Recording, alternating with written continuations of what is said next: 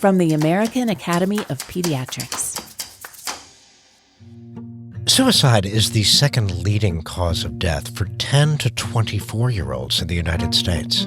And during this mental health crisis, pediatric healthcare providers are on the front lines of care for adolescents. We do have some tools like screening and brief interventions, including safety planning, that can be effective at decreasing the risk of somebody dying by suicide. Plus, new research looks at how screening for food insecurity can lead to discrimination. More than half of caregivers, regardless of food security status, reported experiencing some kind of discrimination. These stories and more on Pediatrics on Call, the podcast on children's health from the AAP. I'm Dr. Joanna Parga-Belinkie. And I'm Dr. David Hill. This podcast is for everyone in the medical community keeping our children healthy and safe. It's a show by pediatricians for pediatricians. But anyone who cares about kids will get a lot out of it as well. Let's start today's episode with a conversation about suicide and suicide risk in adolescents. David, how were your hospital shifts during the holidays? I have to say, I cannot wait for universal adoption of vaccines and monoclonal antibodies against RSV. And I only wish there was some way to immunize my adolescent patients against mental health crises. I'm still alarmed at how many of my shifts involve caring for a young person who's considered suicide or made a suicide attempt. While it is a myth suicide is more common during the holidays, it can still be a stressful time for so many people, especially when you compare all these idealized images with what most people's lives really look like. So, perhaps it's an appropriate moment to learn how we as pediatricians can help identify patients at risk of suicide and what we can do to help. One of the people leading that effort is our guest today, Dr. Maria Rahmandar. Dr. Rahmandar is an attending physician in the Division of Adolescent and Young Adult Medicine at Lurie Children's, the medical director of the Substance Use and Prevention Program, and an associate professor of pediatrics at Northwestern University Feinberg School of Medicine with a secondary appointment in psychiatry and behavioral sciences. She's also co-author of an updated clinical report from the AAP, Suicide and Suicide Risk in Adolescents. Maria, welcome. Thank you guys so much for having me and talking about this important topic. Thank you for coming on. We do frequently talk about mental health on the podcast, but we've never focused just on suicide. The updated clinical report uses the word epidemic to describe an increase in rates of suicide among children and adolescents. Is that a fair characterization? Well, child mental health has been declared a national state of emergency by the AAP, the American Academy of Child and Adolescent Psychiatry, and the Children's Hospital Association, because we're seeing an increased rate of mental health conditions among children and adolescents. At the same time, there's an ongoing shortage of mental health providers in our country. Have we been able to identify trends in terms of who is most at risk for suicide? We see that American Indian and Alaskan Native people and males are at highest risk of dying by suicide, but attempts are more common among females and are increasing particularly among females, white and Black youth as well. And on the other hand, suicidal ideation or thoughts is most prevalent among females, American Indian and Alaskan Native youth, as well as lesbian, gay, and bisexual youth. And it's important to think about how these identities intersect with each other and may, compound the risk for suicide. And I'd also like to say that there's nothing inherent about somebody's racial or ethnic identity or their sexuality or gender identity that makes them more at risk for suicide, but it's about those experiences and how they interact with the world and how, they may be victimized, experience racism or other forms of, disconnection or stigmatization in the world. Other risk factors that we see are having a mental health condition, especially depression, puts you at higher risk of having suicidal ideation and past suicide attempts as well, and a family member who's died by suicide. And something that we're learning more about is how prevalent suicidal ideation is among youth who have intellectual disabilities or have neurodevelopmental disorders like ADHD, learning disabilities, or autism spectrum disorders.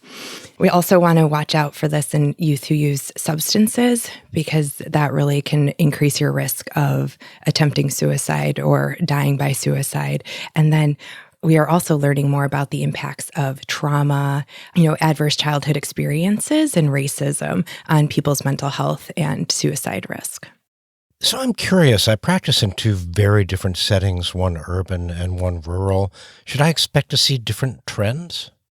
We see that youth who live in rural areas have a 2 times higher risk of suicide, and the rates of suicide are also rising faster among rural youth. And this may be because of decreased access to preventative services and increased access to firearms in rural areas. And so some solutions may be, increasing access to child and adolescent psychiatry access lines, and also providing more lethal means prevention counseling so that folks know how to keep away, the most deadly tool that folks use in suicides. I want to get into more solutions a little bit later, but I am curious about younger children as well. At what age do we have to be worried about suicidal risks and behaviors appearing in child development?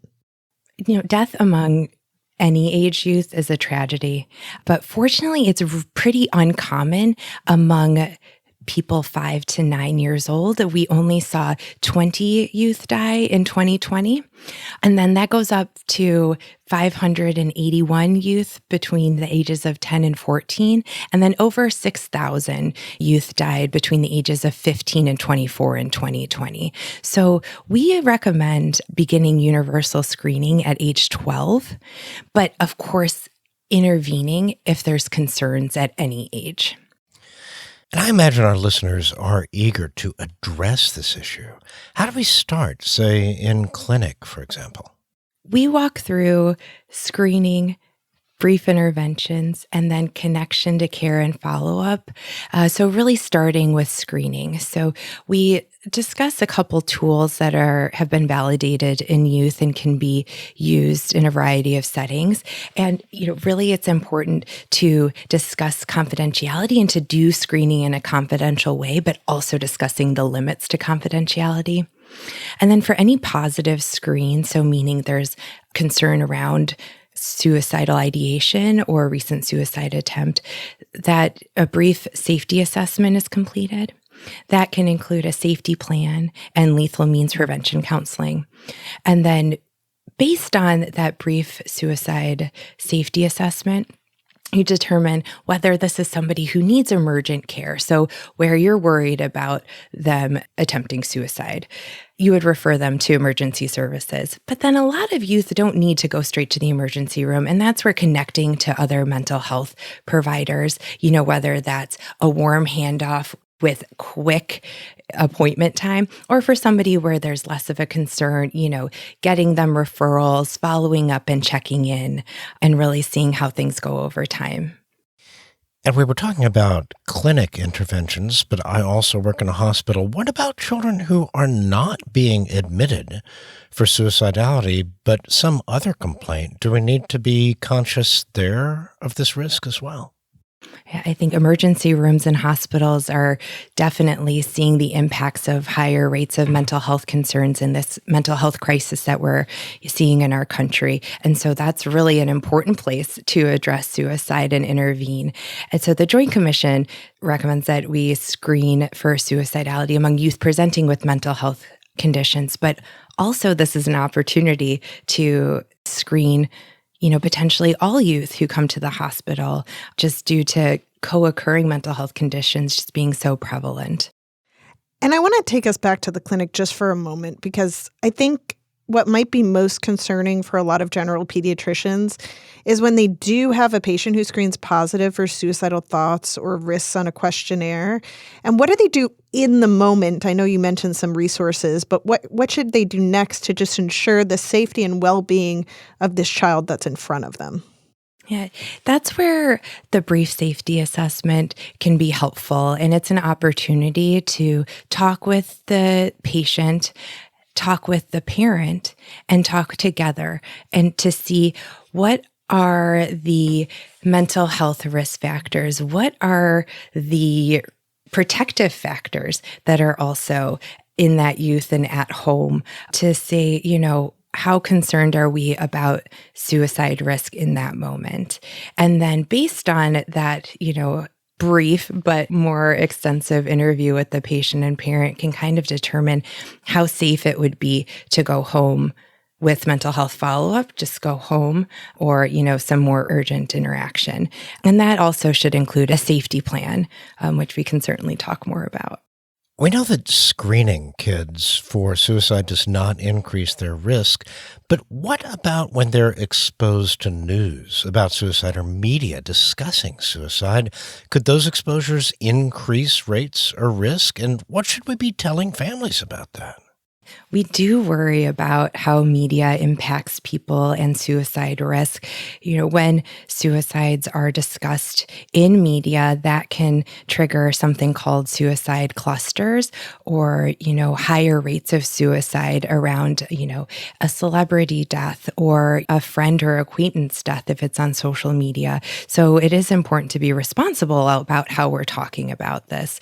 And so, trying to use non-stigmatizing language instead of saying killed themselves or a successful suicide attempt, saying die by suicide, suicidal ideation or thoughts, not really providing details around how the death may have occurred, and providing stories around hope and that most people who have thoughts of suicide don't die by suicide and can get better with appropriate mental health interventions. And turning the media lens around, I think a lot of us are going to want to use media to raise awareness and help families address this topic. But when we do, is there language that we should be using or avoiding? You want to try to take blame and shame off of suicide.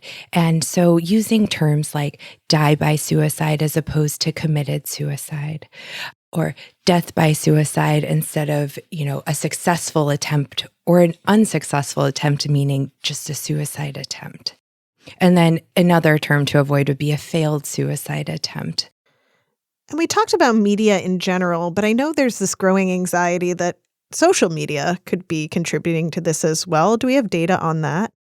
We know that social media is the way that youth connect with their friends and can be a protective factor, because that can be a place that our teens can get support, can feel free to express themselves and feel connected to other people their age. But at the same time, we also know that social media can be something that can interfere with sleep, can be a place where they're bullied or exposed to inappropriate or harmful materials. And so it also can contribute to risk factors for suicidal ideation or suicide attempts. And so something that could be helpful is asking youth, how do you feel after you use social media? Does it make you feel better? Does it make you feel worse? And are there certain types of media or hashtags that make you feel better, and others where you're like, maybe we should block that hashtag?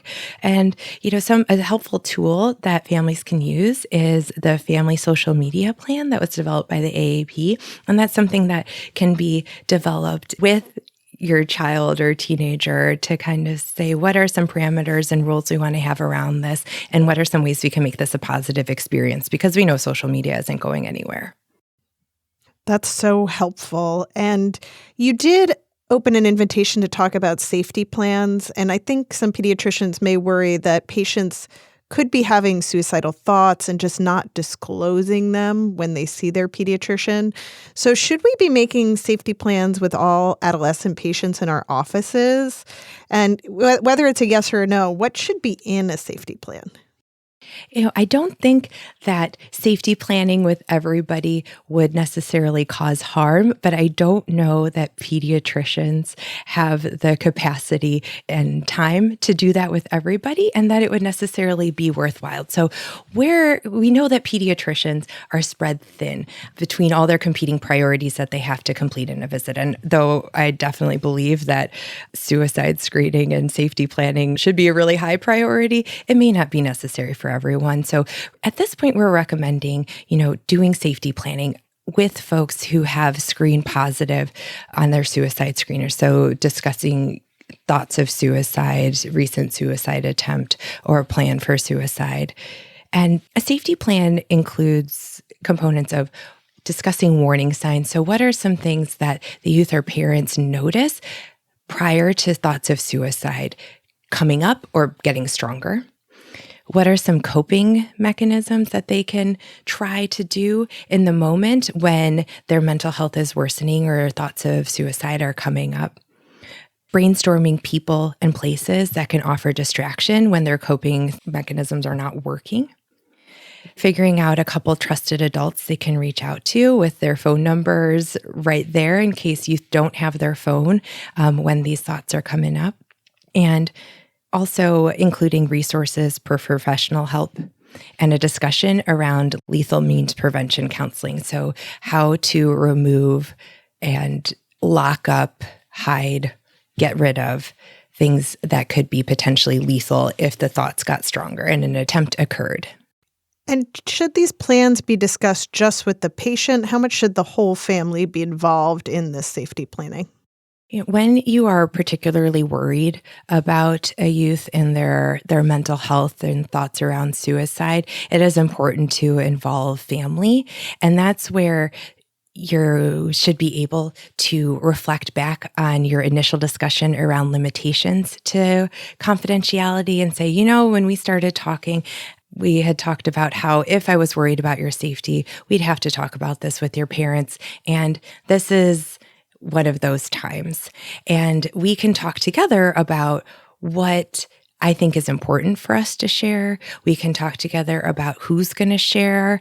If you want me to say it, you want to tell your parent, you want to do that alone, but then we come in after to make sure, check in on what was shared. We can kind of negotiate those pieces, but it's really important that this does get shared. So there are some things, some youth might want to do some of that safety planning on their own, but then have it shared with the parent. I think it is important, that both the patient and the family walk away with that safety plan in hand. And so multiple copies, on an old-fashioned printer may be helpful just so that they have easy access to that and also know how to access it electronically.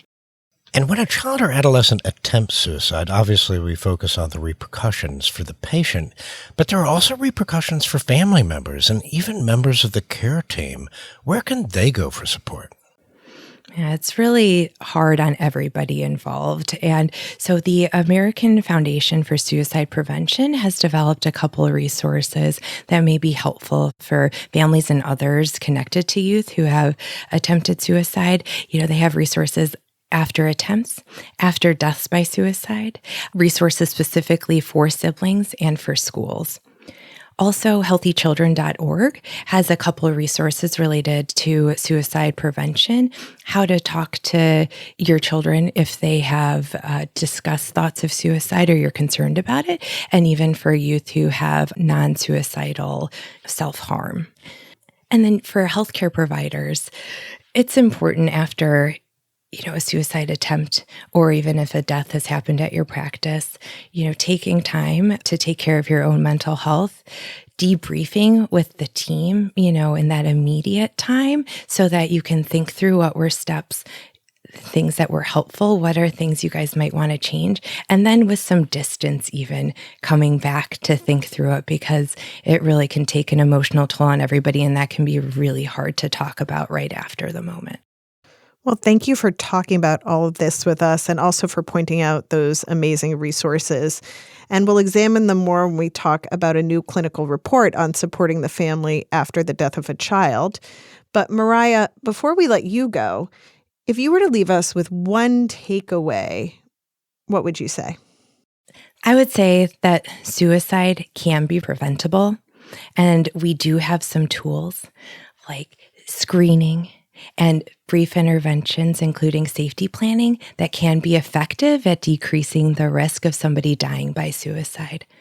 But at the same time, unfortunately, it can be preventable, but it isn't always preventable. And so we as providers can do the best we can to improve how we help youth who are in mental health crises, but also need to recognize that, we aren't superheroes and may not always be able to. I think that's an important thing for all of us to keep in mind. Dr. Maria Rahmandar, thank you so much for joining us today. Thank you all for having me. To read the clinical report, Suicide and Suicide Risk in Adolescents, go to aap.org/podcast. Coming up, we'll look at how screening families for food insecurity might lead to increased discrimination. While we know there is racism and discrimination in the healthcare system, I always hope that when we're caring for families with hospitalized children, we are treating everybody with equity and respect. I always hope that's the case too, Joanna, but caregivers have told us time and time again there's still so much work we can do, even within the hospital, to help everyone have a healing experience there. I'm glad we're talking about this, David, because Pediatrics recently published an article, Food Insecurity and Experiences of Discrimination Among Caregivers of Hospitalized Children. And it was really thought-provoking because it implied that in screening for and recognizing food insecurity, we could also be exposing families to more discrimination. Oh, I do want to talk about this, but I think we should invite the lead author, Alexis Cacioppo, to join us. Alexis is a medical student at the University of Chicago Pritzker School of Medicine and a 2023-2024 Fulbright Scholar in the Philippines. Alexis, welcome to the show. Hi, thanks for having me. And Alexis, you're in the Philippines right now? I am. It is 6:30 in the morning, and I'm here with my 2 foster kittens that are running around. So if you hear anything, that's what it is. Awesome. Thanks for letting us know that. Well, let's start by talking about food insecurity. How is it defined, and how does it affect families? So food insecurity is defined as having limited or uncertain access to adequate foods for an active and healthy lifestyle. We know there's an abundance of evidence demonstrating that food insecurity poses a significant risk to the immediate and long-term health of children and their parents and caregivers. So for children, this can look like having not enough food to grow in a healthy way, to focus in school. And for caregivers, this can be having not enough to eat in a way that affects their decision-making, their ability to care for their children, care for themselves. And we know that having kind of a full belly is really important for everyone as they're growing, learning, and working in this world. How do we identify and recognize families with food insecurity when they're admitted to the hospital? So there are a number of interventions that are being implemented in the pediatric hospital setting, particularly based on recommendations from the American Academy of Pediatrics and the Children's Hospital Association. And what we're seeing pediatric hospitals do are implementing interventions where a healthcare provider involved in a patient's care team will screen a family with a number of questions to assess their level of need around food assistance. Families will then be connected to food assistance resources, offered something in the hospital or in their community. And I know we do something like this in the hospitals where I work, but I never imagined that this screening could lead to increased discrimination. What made you think that that could be the case? I think much of our question came from conceptual models around the relationship between stigma and food insecurity, as well as things that we've seen in other food assistance settings. So to touch on the first, a model called the Stigma and Food Inequity Conceptual Model has linked stigma to food inequities through mechanisms that affect an individual's psychosocial processes and behaviors. Experiences of discrimination are one of those things. To touch on the second, we know that in the context of accessing food assistance offered by the government or community food pantries, there's been data demonstrating that perceptions of discrimination from those involved in the food assistance process are known to catalyze feelings of shame and deter use.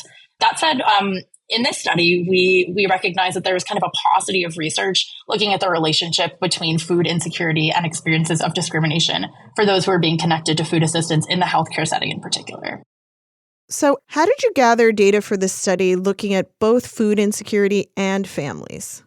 Sure. So these data were derived from a randomized control trial called the Community RX for Hunger trial, which is currently evaluating a intervention to address food insecurity in the pediatric hospital setting.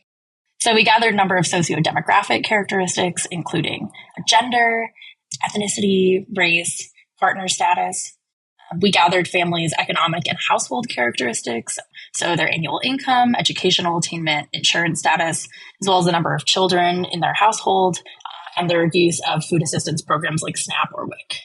We assessed household food insecurity in the 30 days before child's hospitalization using the validated measure. It's an 18-item measure offered by the USDA called the U.S. Household Food Security Survey Module.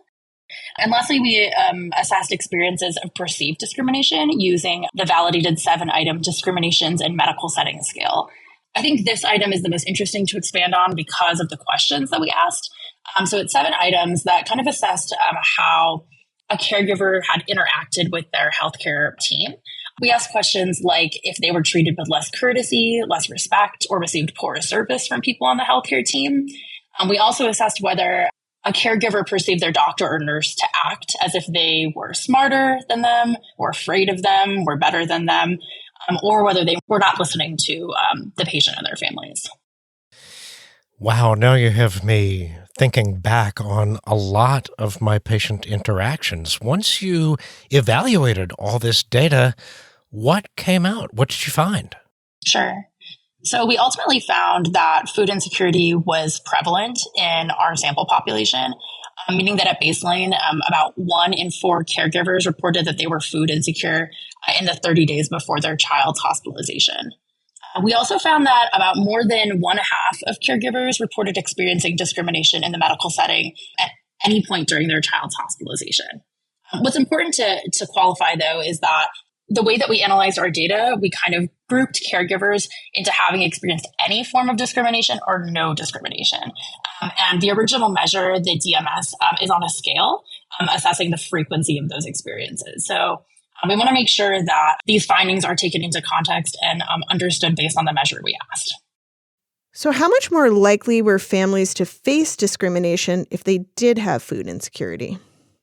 Sure. So we conducted a number of logistic regressions where we controlled for characteristics at baseline between food insecure and food secure caregivers.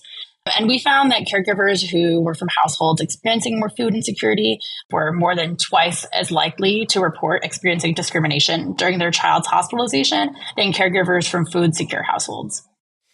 So in light of your results, how should we now be thinking about universal screening for families for food insecurity? Is that perhaps doing more harm than good? Are there resources we should just be providing everyone? A good question. So my co-authors and I gave a lot of thought to this question, and this is something that the Lindau lab, through which this research was done, is doing a lot of work on. And based on the results of this study, I don't think we can say conclusively whether universal screening would or would not be beneficial. What we can say, though, is that we hope efforts to address food insecurity in the children's hospital settings are designed, implemented, and evaluated with the aim of minimizing experiences of stigma and discrimination in the care experience. That said, before everyone stops listening and reads this paper, do you have any last takeaways on how we can help curb experiences of discrimination related to food insecurity? Sure. I think the discrimination in medical settings scale that we used in our study is a really interesting anchor. While we can't say that any one type of intervention should be implemented broadly, based on these findings, we do know that caregivers from households experiencing food insecurity reported overall more experiences of discrimination. I'd say that we hope that social care researchers and interventionists, especially those who focus on food insecurity, kind of see our study as a catalyst to make considerations around stigma, discrimination in the care experiences as they create, implement, and evaluate hospital-based interventions. We also hope that healthcare providers recognize that experiences of discrimination are quite common. As I mentioned, in our sample, more than half of caregivers, regardless of food security status, reported experiencing some kind of discrimination. We also want healthcare professionals to recognize that families that are food insecure are more likely to report these experiences. And lastly, we hope that the public especially those who are historically and presently distrustful of the medical system. And we hope that they see this research as kind of a small step forward to creating a healthcare system that learns from its flaws and strives to care for the biological, psychological, and social needs of its patients. Alexis Cacioppo, thank you so much for joining us today. Thank you so much for having me.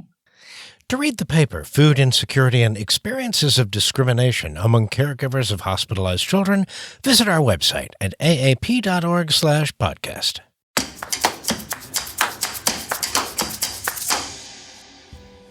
At the end of every episode, we like to leave you with something positive or enlightening. We call this segment Say Ah. David, what's your Say Ah this week? Oh, no. I got nothing, Joanna. What is your Say Ah this week? Oh, you think I should mention Zelda? Yeah, maybe. We welcomed the newest member of our family, Zelda Louise Belinkie, on New Year's Eve. She's a New Year's Eve baby, so just made it in the year 2023. She may be a party animal. We'll see, based on her birthday.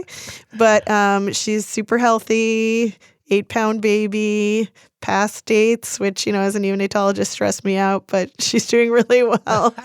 And we're so blessed to have her be part of the family. It's been such a crazy start to the new year, David. And Joanna, I can't imagine what it's like to have a baby when you're a neonatologist. Are there things that you are relearning or recognizing now that you're back in the thick of this? I think you're always learning because every baby is a little bit different. They all have a little bit different personalities. But, it's so consuming having a newborn. I think you just are reminded of the demandingness of it, the having to think about feeds constantly because I'm breastfeeding. And so just trying to establish that and get that going and the grit that could take. And also, the sleep deprivation is quite real. And it's different than the sleep deprivation you get as a doctor, right? Either fielding calls or being in the hospital. So we're all adjusting. But you know what, David? It goes by so fast. So as much as we're adjusting and trying to keep up with how much she's changing from day to day, we're also just trying to really enjoy the newborn period because I don't know that we'll have a fourth kid. I love that for you. That is just beautiful. That's it for today's episode. If you like Pediatrics on Call, please subscribe on your favorite podcast app and help us spread the word. Follow us on Facebook and Instagram at Pediatrics on Call. Pediatrics on Call is a production of the American Academy of Pediatrics. Our producer and editor is Ann Johnsos. Our audio engineer is Doug Nagel. Joe Puskars is our associate producer, and Susan Martin is our executive producer. Our theme music was composed by Matthew Simonson. Join us next week when we'll talk about streamlining workflow in pediatric visits. We'll have a new segment on best practices with Dr. Barbara Howard. I'm Dr. David Hill. And I'm Dr. Joanna Parga-Belinkie. Thanks for listening.